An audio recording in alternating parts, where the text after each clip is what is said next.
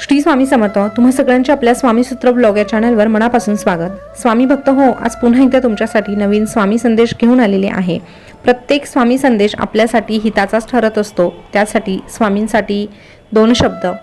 थोर उपकार तुझे श्री स्वामी समर्था, थोर उपकार तुझे श्री स्वामी समर्था, आधार तुझा श्री स्वामी समर्था, तू दाता तू विधाता, तू कारण तू करता, तूच माता तूच पिता, तूच बंधू आणि तूच सखा, आम्हावरी राहू दे स्वामी राया तुझी सदैव कृपा, आम्हावरी राहू दे स्वामी राया तुझी सदैव कृपा. हीच विनंती तुझ्या चरणी श्री स्वामी समर्था, हीच विनंती तुझ्या चरणी श्री स्वामी समर्था.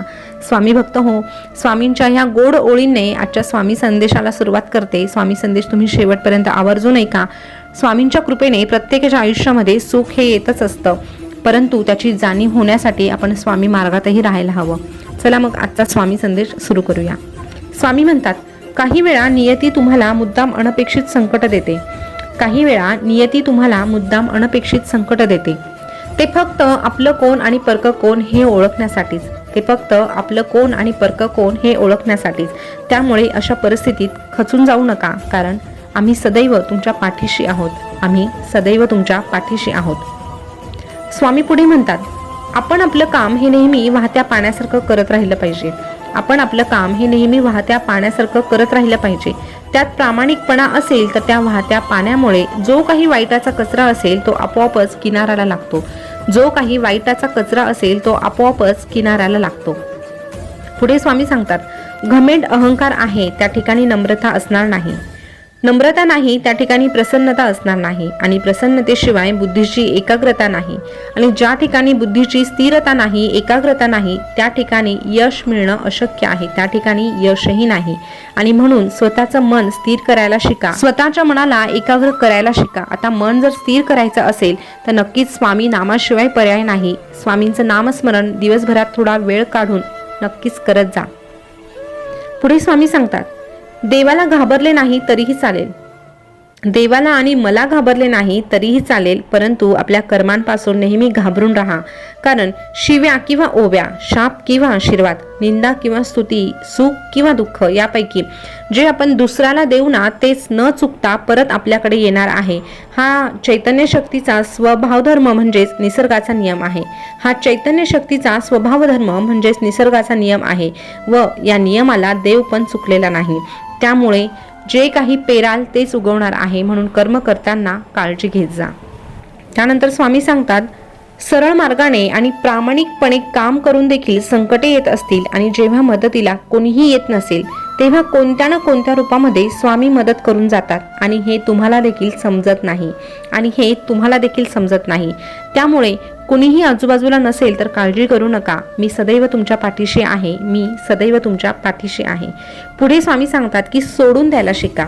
हा असं वागला तो तसं वागला, हा असं म्हणाला तो तसं म्हणाला, याने विश्वासघात केला आणि त्याने धोका दिला. अरे, या सगळ्या गोष्टींचा विचार करून तू स्वतःला किती त्रास करून घेतोय आणि याचा तुला काहीही फरक पडत नाही.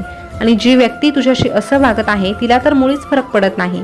मग तू तुझा वेळ त्या व्यक्तीसाठी, त्या विचारांसाठी का वाया घालवतोस? तू फक्त तुझी कर्म करत राहा, कारण तुझं काम फक्त कर्म करण्याचं आहे आणि प्रत्येकाच्या कर्माचा हिशोब ठेवण्याचं काम मात्र आम्ही अगदी चोखपणे करतो.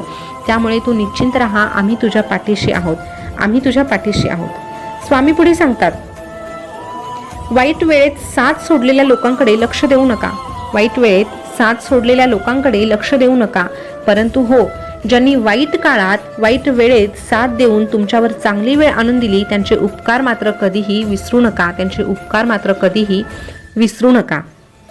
स्वामी पुढे सांगतात, स्वामी सांगतात, माणसाच्या इच्छा पूर्ण होत नाही तेव्हा क्रोध वाढतो, आणि इच्छा पूर्ण होतात तेव्हा लोभ वाढतो, तेव्हा लोभ वाढतो.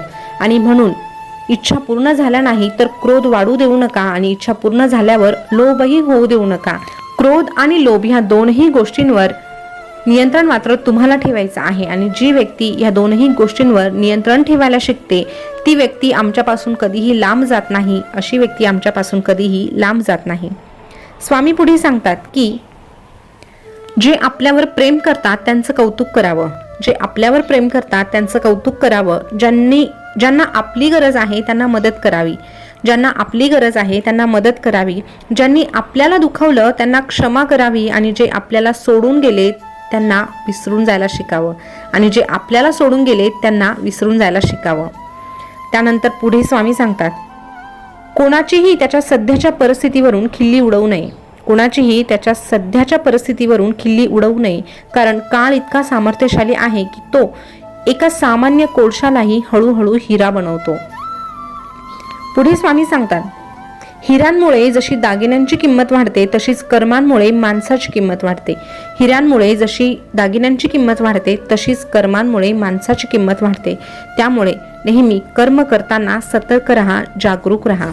पुढे स्वामी सांगतात, एखाद्याच्या आयुष्याची वाट लावून हसत्या खेळत्या जीवनात विघ्न आणून ज्या लोकांना आनंद मिळतो ना, लक्षात ठेवा, नियतीचा फेरा सगळीकडेच फिरतो. पाप आणि पुण्याचा हिशोब हा माझ्या दरबारात होतोच होतो. त्यामुळे तुमच्यासोबत जर असं कोणी वागत असेल तर निश्चिंत राहा आणि सगळं काही स्वामींवर सोडून द्या, कारण स्वामींकडे सगळाच हिशोब असतो. त्यामुळे फक्त स्वामींमध्ये मन रमवायला शिका. त्यानंतर स्वामी सांगतात, जेव्हा आयुष्य हसवेल तेव्हा समजा की तुमच्या चांगल्या कर्माचं फळ आहे. जेव्हा आयुष्य हसवेल तेव्हा समजा की चांगल्या कर्माचं फळ आहे. मात्र आयुष्य जेव्हा रडवतं ना, तेव्हा असं समजा की चांगले कर्म करण्याची वेळ आली आहे. तेव्हा असं समजा की चांगलं कर्म करण्याची वेळ आली आहे. तर स्वामी भक्त हो, आजचा स्वामी संदेश अशा प्रकारचा होता. तुम्हाला कसा वाटला हे आवर्जून सांगा. आणि जाता जाता स्वामींसाठी एवढंच सांगू इच्छिते, विभूती नमन नाम ध्यानादी तीर्थ स्वामीच या पंच प्राणामृतात.